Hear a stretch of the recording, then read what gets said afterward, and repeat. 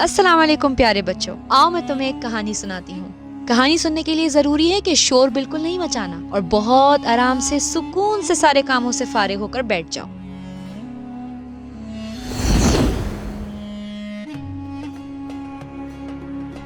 میں کہانی سنانے لگی ہوں استنبول کے شہر کی ایک بہت بڑی مسجد ہایا صوفیہ کی۔ استنبول ترکی میں ایک شہر ہے۔ اس کی سب سے بڑی مشہور مسجد ہے ہایا صوفیہ۔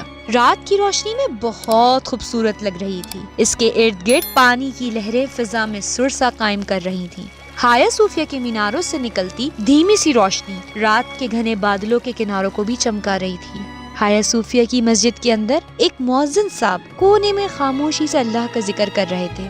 ذکر کرتے کرتے وہ تھک گئے۔ انہوں نے سوچا کیوں نہ تھوڑا آرام کر لوں۔ اس خیال سے وہ لیٹ گئے۔ اب ان کی آنکھوں کے آگے ہایا صوفیہ کے بلند در و دیوار اور چھت تھی، جس کے ہر کونے میں بہت ہی نمایاں انداز میں چاروں خلفائے راشدین، اللہ اور محمد رسول اللہ صلی اللہ علیہ وسلم کا نام بڑی نفاست سے اور خوبصورتی سے لکھا ہوا تھا۔ ان ناموں اور شخصیتوں کے روب و دبدبے، ان کا حلم اور انداز زندگی کو سوچ کر مؤذن صاحب کے تو جیسے گوز بمز آ گئے۔ ان کے دل سے بے سخت سبحان اللہ نکلا، اے اللہ تیری شان نکلا۔ مؤذن بڑی خاموشی سے ان ناموں کی لکھائی پر غور کرنے لگے۔ لکھنے والے کی مہارت اور نفاست کو دل سے داد دینے لگے کہ اچانک انہوں نے غور کیا کہ یہ سارے نام دھندلے کیوں نظر آ رہے ہیں، جیسے مٹ رہے ہوں۔ انہیں لگا وہم ہے ان کا، لیکن نہیں، واقعی ساری لکھائی اور اس پر بنے ہوئے پھولوں کے کام سب ایک دم مٹنے لگا۔ مؤذن صاحب گھبرا کر اٹھ کر بیٹھ گئے۔ در و دیوار کے نقشے تیزی سے مٹ رہے تھے۔ یہ سب ہو کیا رہا تھا؟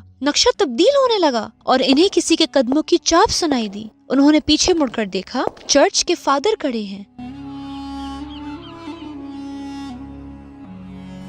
یعنی کہ گرجا گھر کے پادری صاحب کھڑے ہیں۔ انہوں نے اپنی بھاری آواز میں بولا اور مؤذن صاحب کو آواز دی، برخودار آپ یہاں اس وقت کیا کر رہے ہیں؟ گرجا گھر میں اس وقت عبادت کا وقت ختم ہوا جاتا ہے۔ مؤذن صاحب کے پاؤں سے جیسے جان نکل گئی۔ مؤذن صاحب ایک دم بھوکلا کر بولے، پادری صاحب آپ کو یقیناً کوئی غلط فہمی ہوئی ہے۔ یہ ہایا صوفیہ ہماری مسجد ہے، میں یہیں ٹھہرتا ہوں، میں یہیں رکتا ہوں، میں یہاں کا مؤذن ہوں۔ میں ابھی عشاء کی اذان دے کر اور نماز پڑھ کر آرام کر رہا تھا کہ اچانک در و دیوار پر سے میرے صحابہ کے نام مٹ گئے۔ یہ میں کیا دیکھ رہا ہوں کچھ سمجھ نہیں پا رہا۔ پادری صاحب بولے، آپ کو یقیناً غلط فہمی ہوئی ہے۔ ابھی یہ گفتگو جاری ہی تھی کہ دیواروں کے رنگ بدلنا شروع ہو گئے، جیسے کہ مٹی کے خاکی رنگ میں تبدیل ہونے لگے اور زور سے گھنٹا بجنے کی آواز آئی، ٹن۔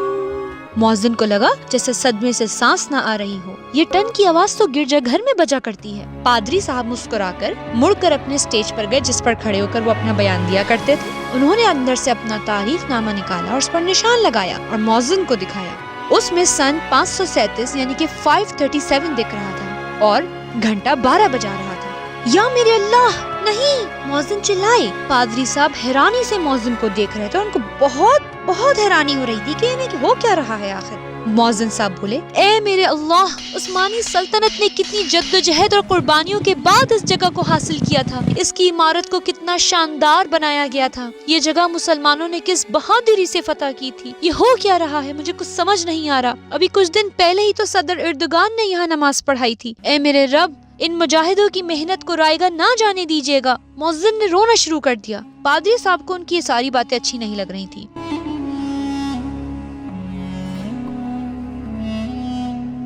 وہ بولنے لگے، کیا آپ جانتے ہیں مؤذن صاحب کہ آپ کیا باتیں کر رہے ہیں؟ میں آپ کی باتیں کتنی دیر سے برداشت کر رہا ہوں۔